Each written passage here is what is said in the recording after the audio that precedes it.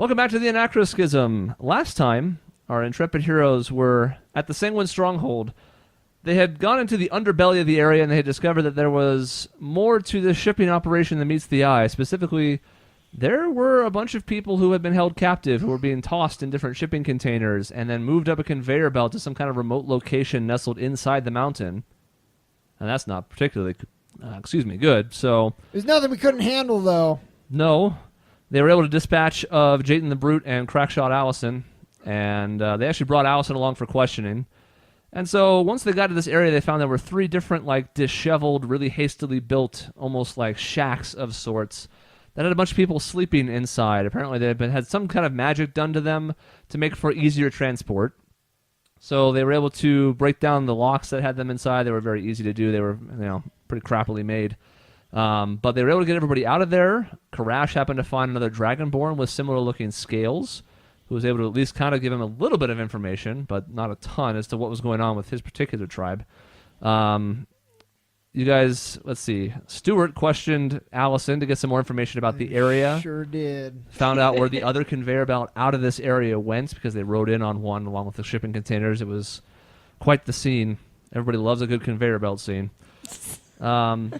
So now they're faced with a decision and how they want to approach this, and they've actually kind of come to heads a little bit on it, as far as tactically how they want to do this. But they have a group of about 50 people that were heading for enslavement. They've set them free, and now they have to try and get them out of here successfully. So, what do you guys want to do? We kicked the shit out of Crackshaw Allison and then we took her captive and tortured her. Well, she almost killed Grail in one turn, and then you kicked the shit out of her. But then we kicked the shit out of her. But then after that... Just as a point of clarity, you did, but she also had a bit of a wallop behind her. So the last I remember, we agreed that we were going to take them all with us, and we were going to go down the conveyor belt, and they were making a bunch of makeshift weapons, and they were ready for war. Yeah, we agreed after some discourse. That's true. Some of us did not think that was a good idea. I was of the opinion it was, because it was, and... And I learned after gaining more information about the situation that, yes, in fact, it was a good idea. Uh-huh. It's the difference between shooting from the hip and aiming.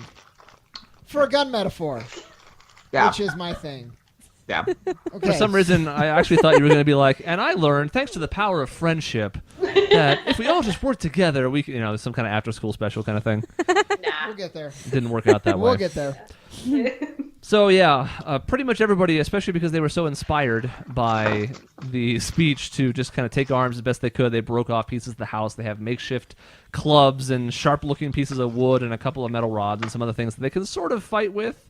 Although you suspect that they're going to be about as useful fighting as the other dudes who were just loading up crates in the conveyor belt back in the room where you fought Allison and Jayton. They're not useless, but they're the next step up. It's all right. There's 50 of them. But hey, at least they can defend themselves. So it is something. It's just this is not an army that you've raised now. It is more of a group of moving meat shields with sticks rabble now. Hell yeah. So, conveyor belts are both still running. The controls for them were not on this side. You did have an on-off switch back in the main part of the room, but the one that led in here is still running into here. Nothing else has come up it, by the way, since you've been up here. And there's also the one leading out that is currently on. Are you guys going to head down it? Is there anything else you want to do here while you're here? Any other preparations, or are you ready to head out? How should we line up? Should we put the slaves in the middle? Flank them on both ends? I think that was our plan, by the way. But yes. Okay. Can I take credit for the plan where we flank them on both sides? Thank you. Who wants to lead then? I have dark vision, so I believe we decided, wasn't it? We had Crash, you were in the back. Wasn't that the case? I think so, with Debith. Yeah. And I'm not leaving her side ever. Aww. And we had Lena up front, and I know I was up there with her. I can't remember where Grail was. I think he might have been up there with us, but I don't think so because I'm still wounded. Okay, then it must have been Stuart. And then so it must have been us 3 up front, and then probably you 2 in the back. Yeah. So Grail, Karash in the back, Stuart, Lena, Tessie up front? I think so. Hell yeah. And a whole bunch of people in the middle? Yeah. Yeah. Okay. So, the 3 of you hop on the conveyor belt. Can I ask something really quick? Sure. How wide is the conveyor belt? Because I want to know, like, are we... If it's really narrow, we're going to be really far away from the people in the back. But if we can do, like, 3 or 4 per, like, row, then... These are only 10 feet wide. Basically large enough to have just enough room for some of these bigger containers, like these bigger crates that are maybe 6-7 feet across, without them being pinched or in danger of running into the walls. 10 feet across is that's you can get 2 decent, people. Though. You can go marching 2 by 2. Hurrah, hurrah. So the 3 of you hop on, and all of these people, again, just this eclectic blend of different races, genders. Well, okay, there's only so many of those, but you know what I mean. They all kind of start filing in behind, best they can fit. There's a little bit of logjam in the middle where they're trying to get on a little quicker because they are still uncertain about their situation. They're very eager to be out of this place. But for the most part, they're all kind of able to regulate themselves into a mostly organized fashion. I need the 3 of you in the front, so everybody but Karash and Grail, to make a perception check as you guys start getting towards the other end of the conveyor belt. Oh my god, it's my time to shine. I rolled a 7. That's a callback. Oh. It is my time to shine. It's my time to shine. 17.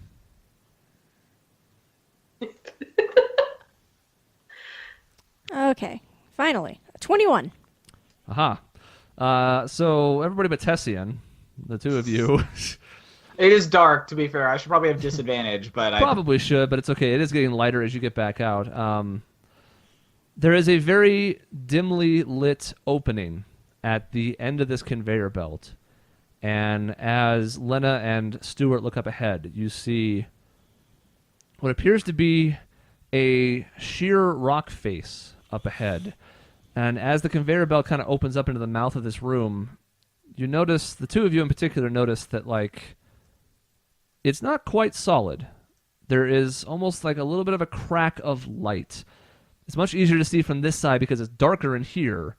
But this seems to match up with what Allison was telling you about how in some way or other this conveyor belt connects back to the main area where all 4 of them split off into different regions. Your suspicion is this is some kind of hidden wall or door or mechanism that opens up back into that room because the light is now, you can see the cracks of it where this is not actually a solid wall. I'm gonna nudge Tessie and I'm gonna be like, check it out. Okay, check it out. That's what I say. Okay, you sound like it's almost starting to sound like strong bad. Get on the chopper. I don't know. I don't have a. That's one of the few accents I don't have very well, so it's just strong bad. That's all I got. That's fine. I actually like it. I think that's better. Let's just go with that. As you kind of feel it on the wall, your hand does pretty quickly bump into what feels like a button of sorts, or maybe it's not an actual button, but it sticks out from the wall in a way where it feels like if you depressed it, something might happen. I press it immediately.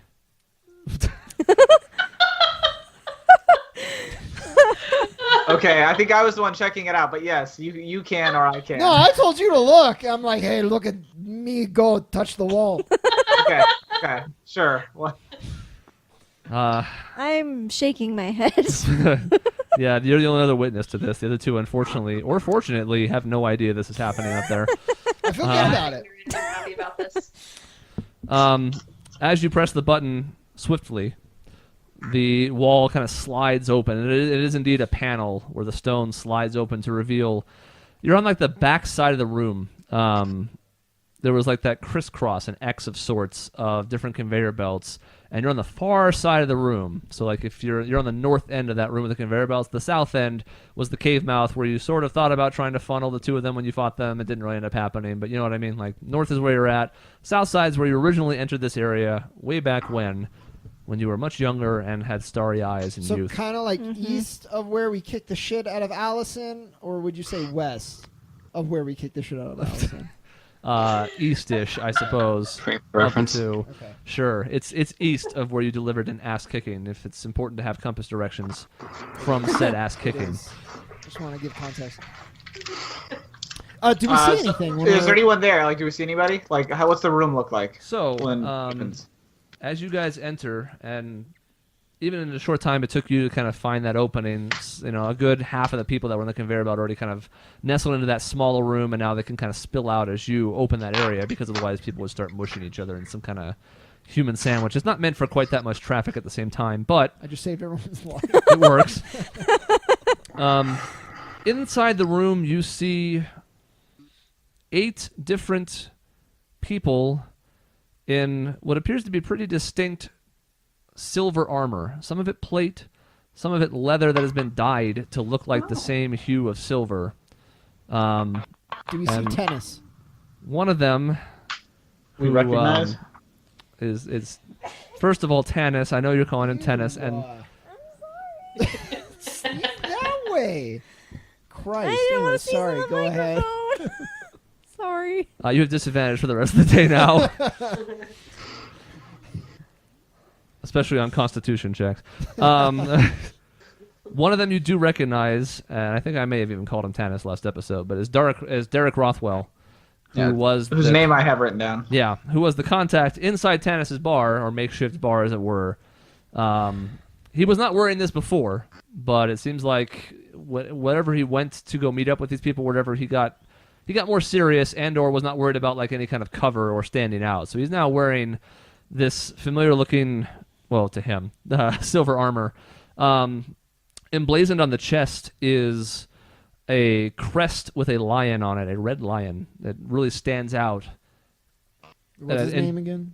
I'm sorry, I didn't mean to interrupt you. Derek Rothwell. It's a pleasure to see you There again. Right. Says Tessia as he goes to shake his hand. Yes, good cover. Subtle. And he's as you guys open that panel on the wall, everybody in the room, and there's just the 8 of them. There's nobody else except for maybe the couple of the still unconscious bodies you left behind and didn't, or the ones you killed as well. But nobody else is there except for these guys. And they kind of assumed a defensive position when the wall panel started opening, but as soon as he sees Lena and Tessian and Stuart come out, he immediately kind of gives them a gesture like, well, no, this is good. Like, they're with us. Don't worry about it. And as Tessian approaches him, he says, I see you guys were successful. Well done. And Tessian is like, yes, well, your information was quite solid. And they didn't have this place very well defended. I see you brought backup. That's good. How's the rest of the keep? Pretty much dealt with. You'd be surprised. I mean, I guess it's part of why this place wasn't defended as strongly as it could have been, but a lot of people were happy to turn tail and leave rather than put up a fight, which we were happy to take their surrender. Some of them we were able to. Oh God, what's the word when you like arrest somebody? To detain. Got it. What a hard word, detain. Some of them we were able to detain. Others made a move to escape, and we didn't try super hard to stop them. We weren't able to gather a ton of our forces, as you can see. There's only so many of us, but we were able to succumb some of them. We were able to get some of them to cooperate. Some of them fled out the front, and we were happy to let them go. But for the most part, I think the Sanguine stronghold is no more. Well, it is good timing. We have found more than 50 slaves. They need your help. That is a lot of people. We didn't think their operations were quite on this scale. And he can look over and he can see, again, this whole group of kind of confused-looking, haggard-looking people that are kind of shuffling into this room. They still aren't entirely sure where to go, what to do, but as has been foretold, there are a whole bunch of them, and now also Grail and Karash, you've gotten on the back end, and you have now made your way into the room as well. He says to you, there is a barracks on the opposite side from where Tannis was setting up shop, where you might find suitable places to hold some of these people for the time being, or we could try to escort them in a group. There's a lot of them for traveling. We have to go by foot. There's no way we can accommodate this many people. It's kind of up to you, but we do have our... as rudimentary of a place as this is, there are places for people to stay. There is some food, at least for the short term. It's kind of up to you how you'd like to approach this. I guess this is more of a question for you, Chris. I don't have the map on me. Where are we, like, geographically? Like, should we be heading back to Cigar Cove with these people, or are we closer to another town? Like, where are we in relation to anywhere but the stronghold here? So you are essentially on the right angle of a triangle northwest of Cigar Cove, because you came essentially due west and then almost straight north to get to the stronghold to begin with. Cigar Cove is probably the closest town. It's about a day's walk, not a full 24-hour day, but the daytime span of a day.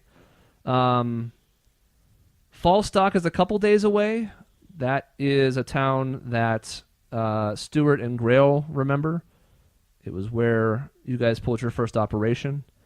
Denard is also maybe a couple days travel, but Sagara Cove is probably the closest. Then Tessian will pretty much agree with him. He'll say, he'll be like, he's like, well, I agree. I think we should offer the people shelter here, and then do our best to offer them an escort back to Sagara Cove if we can. I think these people have been through a lot, and I would be happy to make sure they get back to their homes and families safely. Justice can wait another day if we can get these people home. Okay. Is there anything else you wish to do in this area? Probably rest a little bit, but other than that. Do you have a healer, by chance, who can help my friend Grail has taken some wounds? He kind of considers it, looks over his men for a minute. He says, a couple of us can do some patchwork help with that, yes. So it should be possible to help her out. Hey, Grail! Yeah. Hey, Ma! Get off the dang roof! And two of them kind of approach. The two that are carrying shields use something that is somewhat familiar to you. You've seen Crash do it a couple times, but they also have lay on hands. They appear to be paladins. And they are able to restore, for the time being, 10 hit points. They're going to do 5 apiece. Hey, that's not bad. So 10 Oh, hit not points. bad at all. They both briefly touch you in a very, very platonic way. Okay. Elbows. Yeah, Most no. platonic part of the body. I have my hand on my gun, so they know. Don't try anything funny. No funny business.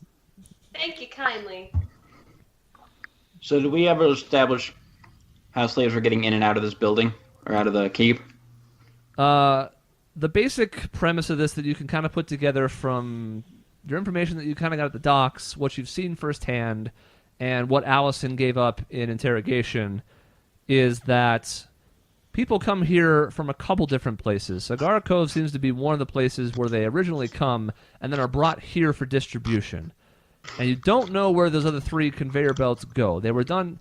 It was essentially like a staged operation. And what Allison talked about was the fact that people were funneled into different areas at different times. So the one that you went to and found people in was the only one that was active. She talked about that. Whatever was happening before that, which direction they went, you'd either have to go find out or maybe find somebody else who might have more information. But apparently from either the west or the east, people were brought here to this kind of point in the middle of some of these different towns in the area and then sent somewhere else to do God knows what. Probably nothing great because they're slavers. So essentially this was like a distribution point that was sort of hidden and was meant to present more of an impregnable defense. But either you guys were very adept at getting in and dealing with the situation, or whatever was here before was not nearly as strong as it had been because the operation was winding down, or because key members weren't here, or Probably the first one. could be both, could be neither. But in any case, there was some kind of operation that was essentially a 4-pronged approach to taking the people that they had captured and funneling them to where they needed them to go. I tell Derek, Derek, we have something for you. And I walk back to the tied up body of Allison, throw her over my shoulder, walk her to Derek's feet, and just like throw her on the ground. She was part of the outfit. I think a ranking officer. We left her alive so she can face justice for her crimes. I do remember her seeing her around a bit in the day or so that I had for time for recon. She did seem to be calling some of the shots around here, so that's good. I see Jayton has also been dealt with. The the grunts around here seemed a little bit more afraid of him than her, despite the fact that I think she's actually a little bit more dangerous. But, I mean, look at this man. He is dead. He's real dead. He was more ruthless anyways. He seemed to be more concerned about throwing down with whoever he could get his hands on at the time. In fact, he was the one, I don't know if you guys saw it, but right before you got here, he was the one who instigated a brawl in the area. He was just throwing hands with just about everybody he could get it within arm's reach of. I remember that, I think. That was the thing I saw when I flew up. Yeah, you saw the tail end of it. Yeah. Well, we are set to kill when we don't need to, but he will not be missed. Well, I'll send Allison along with some of the other Crusade members. We'll see if we can get any more information out of her, although it sounds like you got her to give up quite a deal. She may also be willing to work with us, turn traitor of sorts, if it means a shorter sentence for her. So this is a good thing that you have done, keeping someone alive. This means that we have some options here that we have not had at this point, because most of the low-level blades aren't very forthcoming with information, nor do they possess much of it to begin with. Is there anything that looks like a main building somewhere where there might be, like, documents or offices? The place you haven't checked yet is the barracks. You kind of had a decent lay of the land for the makeshift bar on the east side, but there were two buildings as you kind of climbed the wall and then came in. And you guys haven't really checked out the other one. And in response to you, Derek kind of talks about the fact that he couldn't risk going in there a ton because that was where the bulk of the blades and the other people, the other mercenaries that were here, were staying. So for the most part, he was kind of laying low until he got a better feel for where things were. But it's possible that things like that could be stored there. Oh, well, I'm going to ask Debith if she can read well. Rude. And she says, a little. I can't. What's this? Yeah, I know. A little. My family liked to keep some books around the house, but as you know, education wasn't one of our people's strongest points. But I can at least read some common, yes. Okay, well, I'm still in the... No, Grail and I moved forward, haven't we? Yeah, you're in the room. Okay, Tessian, can I borrow you? If we find anything to read in the barracks, I'm going to want somebody who can do that well. And Tessian nods, but he asks Derek, he's like, do you happen to know where these other conveyor belts lead at all? He says, he kind of like strokes his chin. He's thinking, it's like, having only gotten here maybe 36 hours before you, I think whatever operations they were running out of those particular conveyor belts had already wrapped up. And the people that were assigned to them were also gone because everybody was only talking about this one particular cave. So unfortunately, I don't know. Derek, one more thing. And I show the gear thing that we found. Do you happen to know what this is? He takes it from you, kind of flips it over his hand, turns it over a bit. Says, where did you find this? They were smuggling it in crates covered in gunpowder. In this room. There's probably some more right over there. Interesting, he says, and he kind of motions for a few of his men. He has like three of them come over, and he kind of points over some of the crates, and they start digging around in them. And sure enough, they also find inside of them similar stuff to what you guys are finding: more gears, more rods. He says, "This is interesting. When we were keeping an eye on some of the other crates that were being used for human transport, we were primarily looking for the ones that had the people they had captured in them. But I don't know that anybody has spent a lot of time looking through them to this point. A lot of them just took a surface value that was gunpowder, which was already bad enough for people to be moving in this quantity. This is definitely a part of machinery, but I couldn't tell you what. It doesn't really stand out in any particular way. It's a little troubling, though, to think that in addition to large quantities of gunpowder, which is already dangerous, and the fact that they're kidnapping people from cities and trying to put them all in one location, that they might also be working towards building something.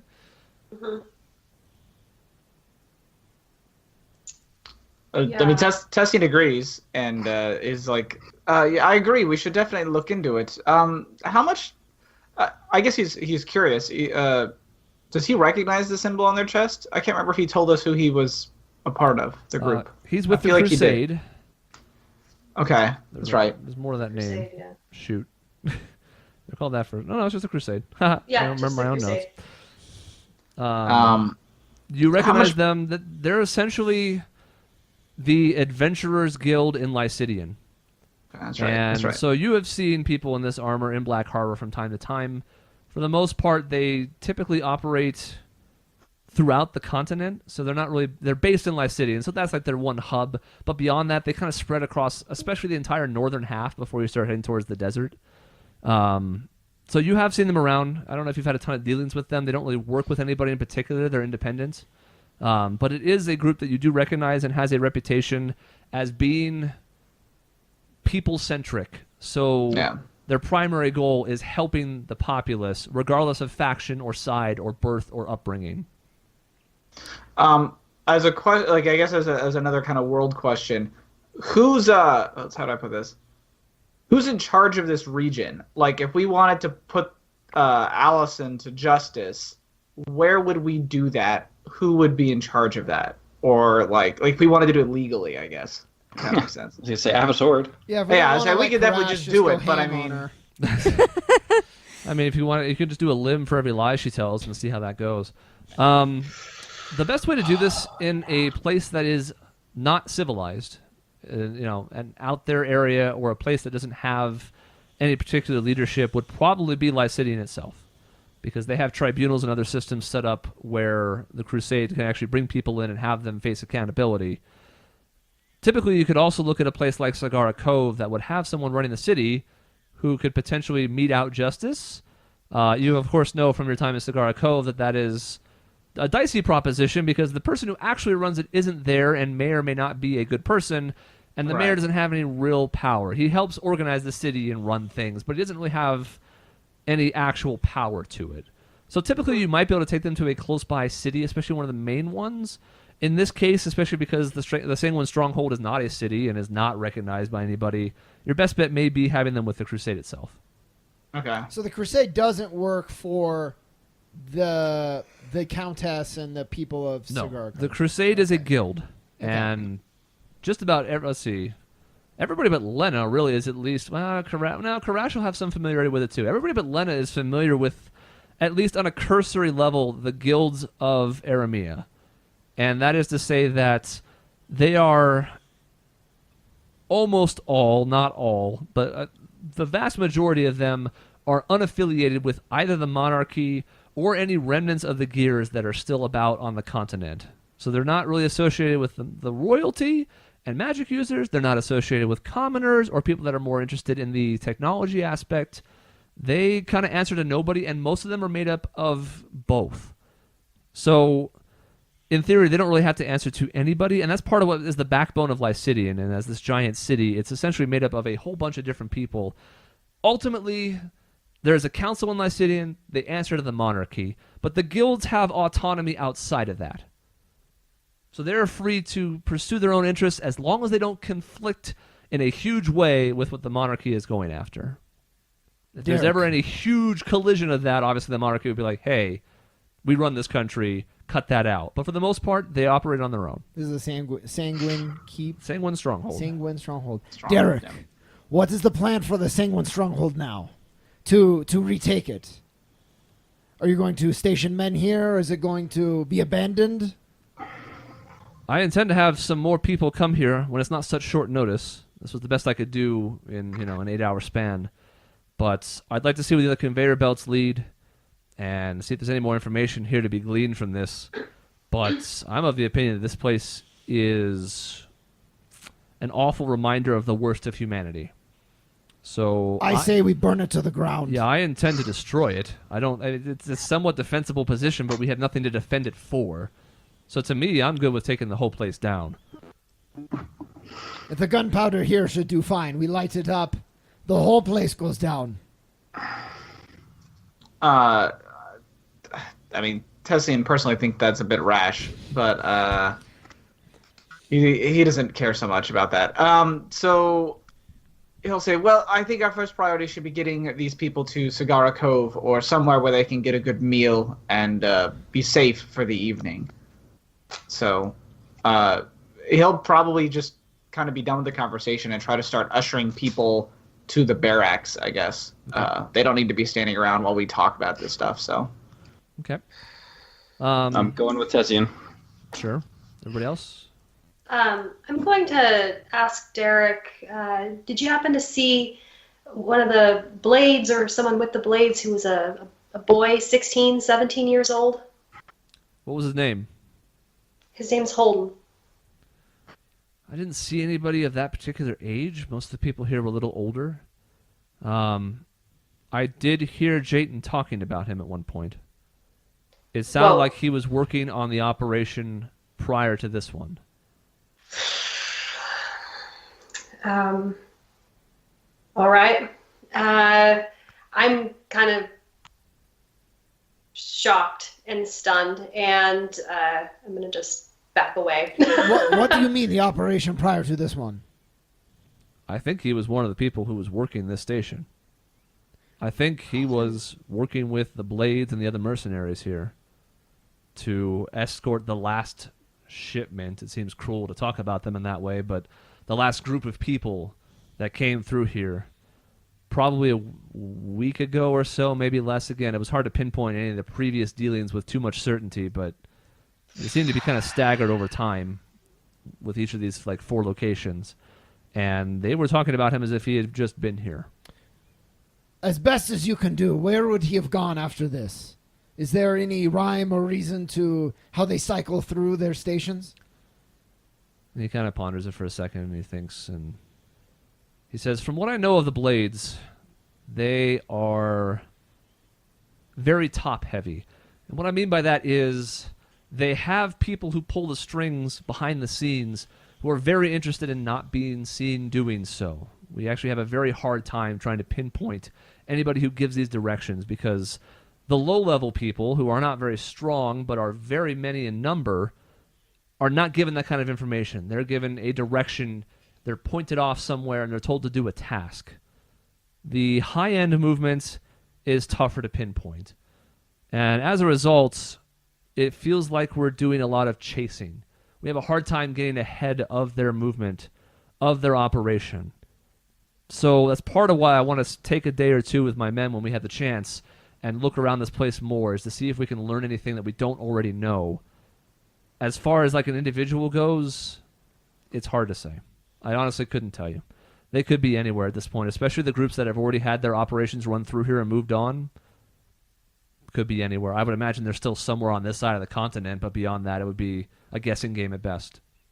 Yeah, I'm visibly disappointed for a lot of reasons, but I say thank you for that information. Sure, no problem. Out of player curiosity, can Tessian hear any of this conversation or no? You could have heard her ask, like, okay, about if he had seen, a boy with this description, a man, whatever, a young man with this description. Okay. Unless you chose to linger, everything else would have kind of faded out after that.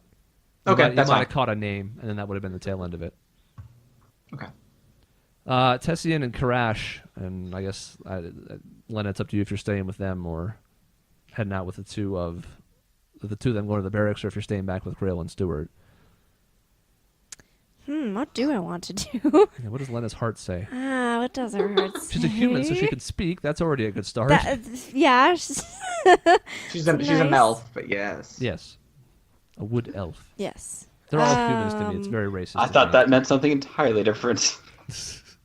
I think I can... So, Tessian is starting to lead people out to the barracks. Tessian and Karash are both kind of rounding up people, Okay. and they're going back towards that entrance with the door that you kind of propped up. Karash is moving the boxes aside, but they're heading back out towards the main gate and the barracks.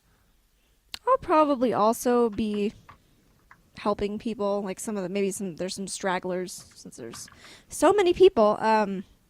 Yeah, maybe I think I'll do that. I'll also guide people. Okay.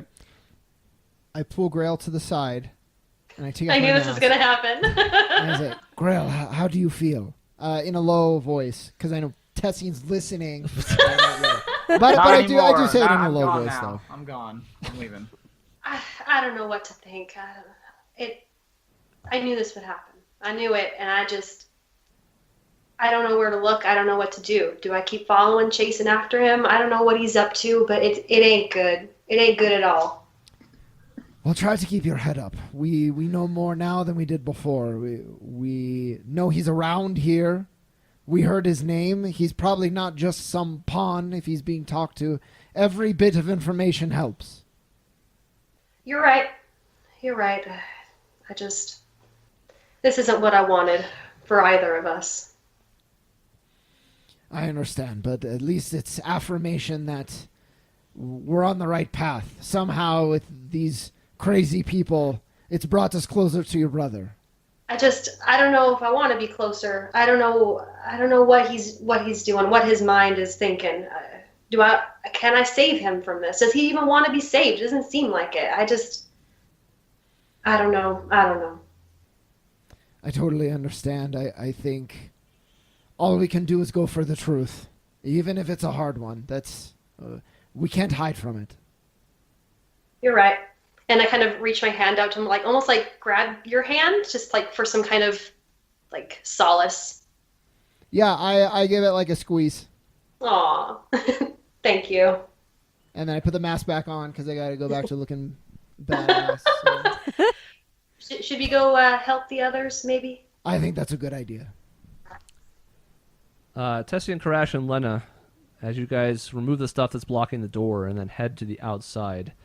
We're now in like the early to late stages of morning, so there's a decent amount of natural light coming through. And as you head down that narrow pathway where you hatched the wolf scheme, you see up by the gate, that big foreboding gate, and then the even bigger wall that you guys climbed over to get in. There do appear to be 7 different people, 4 of them in Blade's armor, 3 of them not, all tied up with pretty heavy rope and all bound to each other that are kind of all like leaned up against the gate. So this appears to be at least some of the ones that they managed to capture. And if you continue towards the barracks, you're going to hang a right and then go through that door. If you step inside there, the inside is... I keep using the word rudimentary, but it's true of just about everything here. So the bar that you were in with Tanis, where you first met Derek, was, again, some haphazard tables and chairs, and there had some liquor behind the counter, and a place that was serviceable, not crude or anything, but also not intended for long-term use. The barracks is pretty similar. Inside, you see another countertop with some shelves behind it. You see a large open area on the back 2/3 of the room that has just beds lined up, maybe 25 or 30 of them from first glance. There is a kitchen-type station with some, like on the right-hand side, so there's the countertop to the left. On the right is more of like a kitchen-type setup where you can see some foodstuffs, you can see a couple of barrels that look much different than the ones you've become accustomed to with all the stuff you've been dealing with. They look more like things that would typically carry spice or food, or they're smaller, but more what you've become accustomed to. Not used to seeing people inside of them very often. But it does appear to be a relatively well-kept, serviceable place where people could get some rest. It doesn't appear to be any kind of an office or any kind of containers that would be notes or anything like that, ledgers. Let's have the 3 of you make a perception check. Yeah, like there's no extra room or side path or anything. I guess we'll find out. Investigation or perception? Perception. You guys can check things out later, but this is just taking a survey of the room. Big fat 7. I rolled a critical fail. It's a 7. I got a 13, which is apparently our best. Wow. Well, Karash is too busy with his new Dragonborn friend. Not really taking the room in all that well because he's more concerned about I really want to find out where she came from and if she knows anything else. Lena goes over to one of the barrels and pops it open, and the pepper immediately makes her sneeze. Does that blow more pepper up, and then she just a little bit? It's a little more? bit of a cloud, and it's almost like it's like a self-perpetuating cycle of sorts. Yeah, where you almost feel the urge, but you're able to stifle it the second time. Tessian, you do see what appears to be a door on the far side of the room, sort of in the middle between some of the rows of beds. I'll check it out. I'll try to open it. Okay. What are the 2 of you doing? I'm gonna follow Tessie, and I need him to read anything that we find. Okay. And I'm keeping my Dragonborn kin with me at all times. Okay. Now that I'm done sneezing, Yes. is there like any other food stuff that I could... Wait, hold on. First of all, is... where'd it go? I had something at one point. Does a herbalist kit, like, is that survival? Can I cook with survival? How does that work? I mean, you can cook with whatever you want to. An herbalist kit has a specific purpose that I'm going to now look up because I forget. That's okay. If it's not cooking, I don't. It's like making like potions or Herbal salves, remedies, yeah. like salves things and like that. Like you could, Yeah. like you could find like mushrooms or say like berries or any kind of herbs, and you could make them into things. Usually healing or medicinal in nature is typically what it is. Antitoxins and the like. That's right. I think antitoxins is one of them. I think a rudimentary healing potion and antitoxins are the two options for it. Yeah, it's some real Gwyneth Paltrow shit. Yes. Yeah, we're going to stay far away from that. I like the idea of you using an herbalist kit to just make food, though. Ground it up, drink. Right, but get out of this official kit and stuff, and then, like... You could probably spice up food pretty well with it, with, like, you know, like those people that are like, oh, if you put this on there, you'll get, I don't know, plenty of sleep or something stupid. It's an aphrodisiac. Okay, well, that's clearly not a go. So, is there anything else? Like, okay, so there's a lot of spices in the barrel I just opened up. Mm-hmm. Is there, like, other food that I can cook with using survival? Make an investigation check. Okay. While you do that, Tessie and Karash, you go across to the far side of the room. There is a door there, and it is locked. I just step aside and motion for Karash to just, you know, do his thing. I'm sure he can figure out a way into this door one way or another. I knock gently with my shoulder. Okay. It makes a kind of like sound. Yeah. It does feel like it gives some, but it's still closed and locked. I knock gently with my knife or sword. Jesus. With like the butt of it, the blade. I attempt to hack through whatever lock is standing between me and getting through the door. I see. Go ahead and make a dexterity check. Dex? Oh no. That's correct. Suddenly I lose an arm. If you're going for the lock and not just trying to bust down the door, then yeah, that sounds more dexterous than strength. I believe in you. 5. Good. Oh, no. Yeah, you're able It's to kind of inanimate. swing your sword and get it into the crack between the door and the frame itself, and as you kind of bring it down, you're just not able to get the strength that you want to on it. Your arms are just... You're able to kind of pull the blade down, but you're not able to get any force behind it to try and hit the lock with any downward force. Okay, I'm going to, in frustration, begin pounding on it, like, and trying to kick it in. Okay, go ahead and make a strength check. Oh, this one I might actually succeed at. Thank you. How's the investigation? For Lena. Oh, my investigation. We're going to find out. It's an 8. It's a 20. We do okay. Yeah, well, one of you two has succeeded. Dang it. Looking around, you see what appears to be long-term supplies. It's stuff that's not fresh. It's meant to be stored. It's jerky. It's like harder bread that's meant to last for a while. You can tell just from looking that this appears to be the people here were not highly thought of. Most of the people here, and you kind of even saw that from your limited time here, were all on the level of grunts. And we're basically treated accordingly. Here's some food, here's a place to sleep, it's a bed, it has a sheet, but there's nothing particularly fancy, nothing especially nice. It's function over form. And that's kind of the take that you get from glossing over that area. Karash kicks the door down. Not very difficult for a man of his size. It kind of just busts open, and one of the hinges breaks off, and it just kind of dangles, and you can get entry to the room. And as he does so, Grail and Stewart, you enter the barracks, assuming you would like to do so. Have I seen any, like, young, like, this is going to sound bad. Yeah. Have I seen any young, like, women, like 12 to 15 age here as part of slaves? Or were they all adults? Yeah, if we had any girls in the club. Yeah. No, they are all... That was one that you kind of noticed as you went through the population that was in the cave itself. There were no children.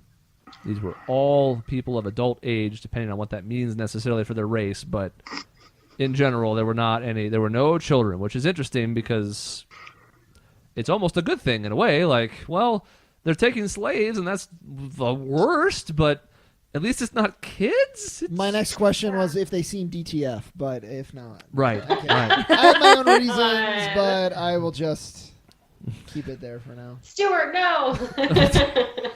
Stuart has a nice tender moment with Grail, and he's like, where my bitches at? No, that's not it. Oh, no. Inside that back door, you do see what appears to be an office of sorts. It's not altogether different from what you saw in Kendall James's warehouse, in that it's a small room with a desk, a couple of potted plants, which seems out of character, a little strange, but they're in there. They're fake. I'm immediately going in. So I see a desk. Is there a filing cabinet or something that come looks? on now. We're like there. Could we do things before you come I'm barging in there too now. You just said I went through the thing. You're in the You barracks. mean to tell me They're that we like across the break through the room. door and you're just like, I got a whiff of. A whiff of corruption. That's office. Justice. Fine, if I'm I not there looked at yet, I won't do Karash, it. But I and thought I'm we were all in just the same like- spot. I looked at Karash and I'm just like, well, this looks familiar. Yeah. And then we look around. Yeah, you for can be there in a things. moment, but Okay. they are Paperwork. on the far side of a Oh, relatively gotcha. big room. Yeah, so this does look oddly familiar. It's not identical. It's not like, they both shopped at IKEA and happened to get the same desk and the same file cabinet. But just in the idea that small base of operations within a place with, a handful of things necessary to run it, I guess. And looking around, even just at a cursory glance, you get the sense that Allison and Jayton were the ones running things here, at least the most recent ones. And as a result, they were the ones who were using this room most recently. Do we find any kind of documents or notes like laying about? What's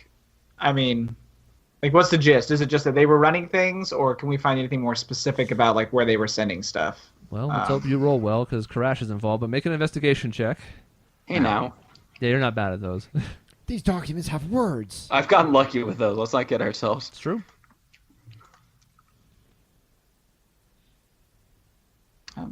Oh, 14. And I have a 10. There you Can I get go. in there and start investigating as well? You guys can be there in a second, yeah. Okay. Look, you hung back. What do you want me to do? You want me to I let you know, teleport? it's true. Want to teleport? You can teleport Is into a that an volcano. option? Yeah, into We a just want to volcano. be included. Right into the lava. Teleportation is unfamiliar to you, and you die. Your body's ripped to shreds on a molecular level. Kind of just pulling open drawers, and you're not being especially careful about it because you know at this point this place is clear. But especially Karash with an additional fervor, which Tessin you've seen before. He gets into things sometimes. He's pulling open the drawers, rifling through them real quick. Papers don't necessarily mean anything to him on a basic level, but he's looking for just things. He wants to find stuff. You do find that one of the drawers, this bottom right drawer on this desk, appears to have a secret compartment to it. And it is not locked. It's more that there was stuff on top of it, and Karash throwing things about. All of a sudden, you notice that when you kind of reach your hand down there, you can move aside this bottom layer, and there's more to it underneath in this drawer. And inside, you see what appears to be a leather pouch. You see what appears to be a stack. A stack is almost too much, but 20 to 25 documents that are paired together in a we'll call it a trapper keeper of sorts. Obviously, that's not exactly around in this particular era, but it's Lisa Frank. It has rainbows. Yay! And you also find a dagger that seems to be especially interesting. I'm going to immediately hand over the paperwork to Tessian because nope. Here you And go. I'm going to open up the pouch and start playing with the dagger. Okay. Grail and Stuart, at this point, you can also have reached the room. Yeah. And Lena, I guess. I don't know what Lena's doing. She's over there well, looking at food. I but mean, I'm good. You're good I with can't that? really cook with that, so I'll probably join everyone, see what's happening in the back. Okay. So everybody's back there. The pouch contains 101 gold pieces. Oh, well, That's lovely. I'm going to hand it over to, Debith. Okay. It's like, here, hold that. Sure. And I'm gonna. Is Grail's in the room? Yeah. Yes. Grail likes daggers, right? I'm just gonna My eyes widen and I kind of like sidle over towards you. I'm gonna hand her that, and then I'm gonna grab Debith, and I'm gonna leave the barracks. Okay. I probably go more Crashes towards, out. Yeah. I probably go more towards I the take document. notice of that, by the way, because I know he wanted me to read stuff, but as soon as he opens that pouch, he's gone, so I'll just file that away. Oh, yeah. Well, for what it's worth, Tessie and I am over there looking at the documents, like you have them open or whatever. That would catch my attention, whereas the dagger caught Grail's attention. Yeah, I have no idea what's on him yet, but we'll flip through them. Yeah, we gonna get there. Flipping through them real quick. There's not a ton of them, but just taking kind of a cursory glance over them.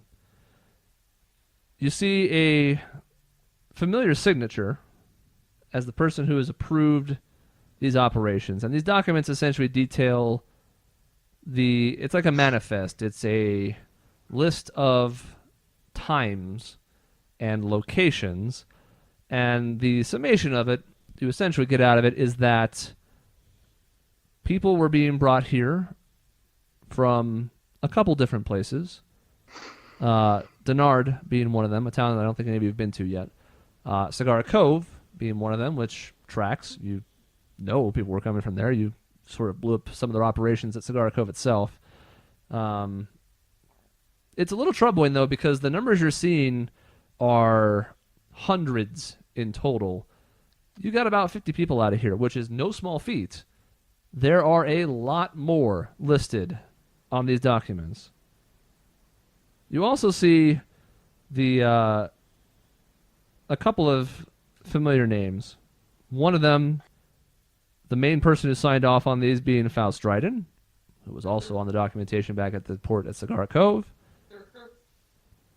And the other one being Count Whitver Thorogood, who was also on the other documents and was based out of Falstock. Now, most of the dates on here, well, all the dates on here are in the past. The majority of them are from 2, 3, 4, 5 weeks ago. So whatever activity was primarily going through here was in the past, which, matches what you've had described to you so far. But unlike the ones that were at Cigar Cove, these don't go to the trouble of trying to mask what they're doing. Essentially, they're talking about quantities of people. The ones at Cigar Cove sort of had this, veil of deception to them, to the point where it was like, oh, we have a quantity of, a thing that we're transporting, and it wasn't explicitly talking about how, oh, it's people. Apparently, whether it's because of the defensible position of the Sanguine Stronghold, or the fact that it was just a central hub and they knew if it was ever discovered, nobody would care, they're more brazen about these. There were definitely people coming through here in a pretty large number. And does it say specifically where they were sent, or do we just know that Falstock and what was the other city? Dryden? Falstock was the only city mentioned. Falstock's the only city. Okay. That's associated with Count Whitver Thorogood, Right. who was one of the two names who was signed off on this. But the only city that's mentioned is Falstock. There is no outgoing destination. This is what has come through. But as far as where they're going, unfortunately, these documents do not say. That's unfortunate. This Count Dryden must pay. And Tessian is he doesn't fully agree, but he sort of is like, well, these papers sure look rather damning, but we're not entirely sure what this operation is for yet. He's like, I suspect it's no good, but I'm a little concerned. I mean, you think if they were trying to sell slaves, they'd want more women or children, something that would fetch a heftier price. I suspect they're sending these people someplace to work or for some other operation. I'm not entirely sure this is your typical operation of just slaves. I think they're trying to draft work on something. I don't know. Yeah, that's my thought too. With the who what's its and all of that, I think they're gathering people to do their work for them. So then and what do we the do? inclusion of all this gunpowder and gears is also concerning. It's possible that whatever they're working on is mechanical in nature, and they're simply covering two birds with one stone, sending workers and equipment. Mm-hmm. Then do we look for the people or cut the head off the snake? And Tessian's like, well, if I don't know that that's quite as easy as you think. The people that are running this operation may be nowhere near it. Even if we defeated them or stopped them from what they're doing, the operation could continue. Likewise, if we stop the operation, they could try to turn it around against us, pin it on somebody else. This isn't exactly going to be clear cut. We need more information than just this. Then I guess where do we go from here? And Tessian just kind of shrugged. He's like, well, that's the question. And I don't know that I have an answer to that one.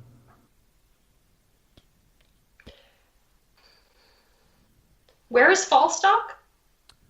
Falstock is primarily west, but a little bit southwest of where you are right now. It's almost exactly due west from Cigar Cove. Now, does documents indicate that Dryden is in Falstock, or just they took people out of Falstock? Documents don't indicate anything about where Dryden is. Okay. He's just the main person who signed off on them. Okay. But the Thoroughgood is in Falstock, right? Thoroughgood has links to Falstock that is listed on this document. And they did take people from Falstock. Or did I mishear that as well? It's possible they have. You Okay. you don't know yet. I think the only places it listed were it was Cigar Cove. What was the other city? Cigar Cove and Denard were both on the list. Denard. Dennard. Tessian will kind of stop the conversation in a way. He'd be like, well, before we get around to settling what our next move is, I think we should try to take care of these people first.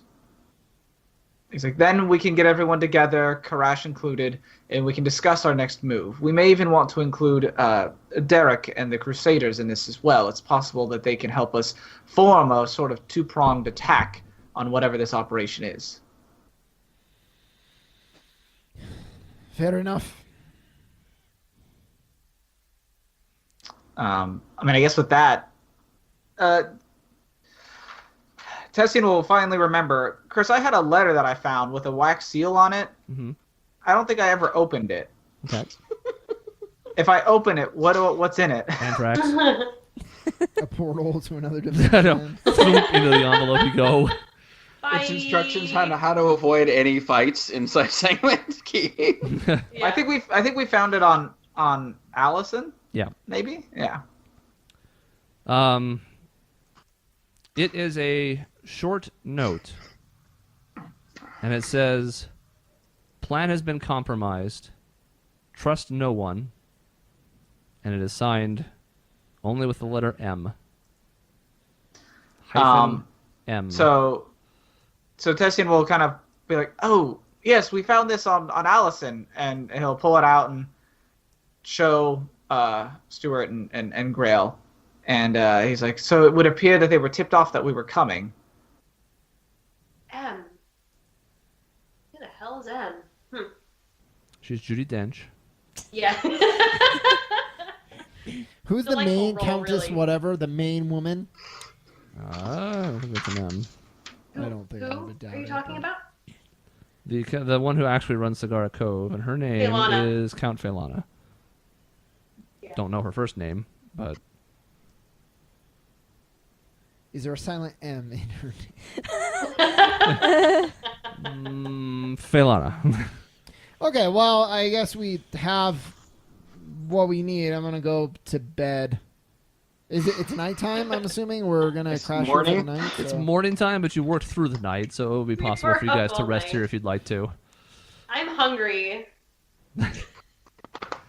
Like, personally, but also my character is hungry. Oh, art imitating life. Context. So it's I not was- it. you guys can definitely hold up here if you'd like to. You can also you can do either a short rest or a long rest, up to you. But if you actually want to get a full night's sleep, well, days, whatever. If you want to get a full 8 hours, you can certainly take this opportunity to do so. I think we should. I think we should too. Yeah. Okay. I'm already in bed. I'm on the wall. He just goes wherever he Just, like, wants. Slumped on the side. Mask still on. Thoughts become reality. Hood kind of pulled low to cover my eyes. Sure. Sleepy boy. And as you're doing so, as you guys hold up for the day, there are some people who are also resting in some of the other beds. There's more than enough beds for the handful of the people who you rescued who want to rest up. Some of them, of course, have been sleeping for quite some time, so they're not really tired in that sense.